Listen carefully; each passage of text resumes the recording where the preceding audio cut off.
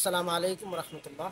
আপনি যদি বিজনেস করেন আর বিজনেস সেমিনারগুলোতে অংশগ্রহণ না করেন, যেই সেমিনারগুলোতে যারা বিজনেসের টপ লেভেলে আছে তারা কিভাবে সেই জায়গায় গিয়েছে তাদের অভিজ্ঞতাগুলো যদি আপনি না নিতে পারেন, তাহলে বিজনেসে আলটিমেটলি আপনি আগাতে পারবেন না।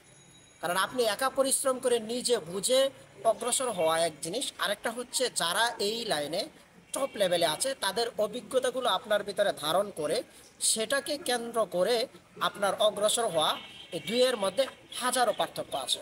তো আজকে এইরকম একটা বিজনেস সেমিনারে এসেছি আমরা। বাংলাদেশের টপ লেভেলের ই কমার্স বিজনেস যারা করতেছেন তারা তাদের অভিজ্ঞতাগুলো জানার জন্য ঢাকা মুক্তিযুদ্ধ জাদুঘরে আমরা আছি এই মুহূর্তে। আলহামদুলিল্লাহ অনেকেই আসছেন এবং 2:30 থেকে সেমিনার শুরু হবে।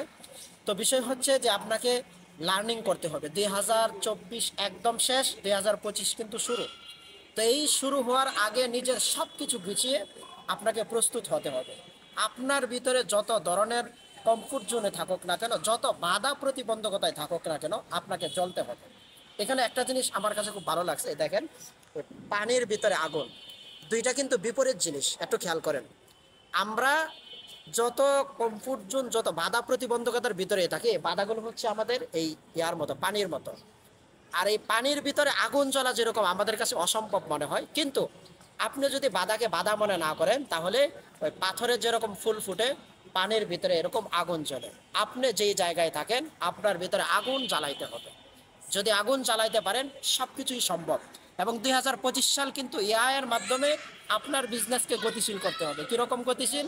এই যে এখানে রাস্তা আছে, রাস্তার ভিতরে আপনি বাস চলতেছে, কিন্তু বাসের গতিতে যদি আপনি চলেন তাহলে হবে না। এই যে দেখেন একটা বিমান, এই বিমানের গতি আপনার ভিতরে আনতে হবে। আপনার বিজনেসে যদি বিমানের গতি না আসে, তাহলে আপনি কখনোই বিজনেসে ভালো কিছু এবং ভালো একটা পর্যায়ে, স্বপ্নের পর্যায়ে কখনোই পৌঁছাইতে পারবেন না। এই জন্য এই জায়গাগুলোতে আসা, শিখা, ছোট ছোট জিনিসগুলো থেকে আইডিয়া নিয়ে শিক্ষা গ্রহণ করে সেটা নিজেদের জীবনে ইমপ্লিমেন্ট করা, এই কাজগুলো যদি আমরা করতে পারি, ইনশাআল্লাহ আমরা অল্প সময়ের ভিতরে বিজনেসে সাকসেসফুল হতে হবে। সবাইকে ধন্যবাদ। আসসালামু আলাইকুম রহমতুল্লাহ।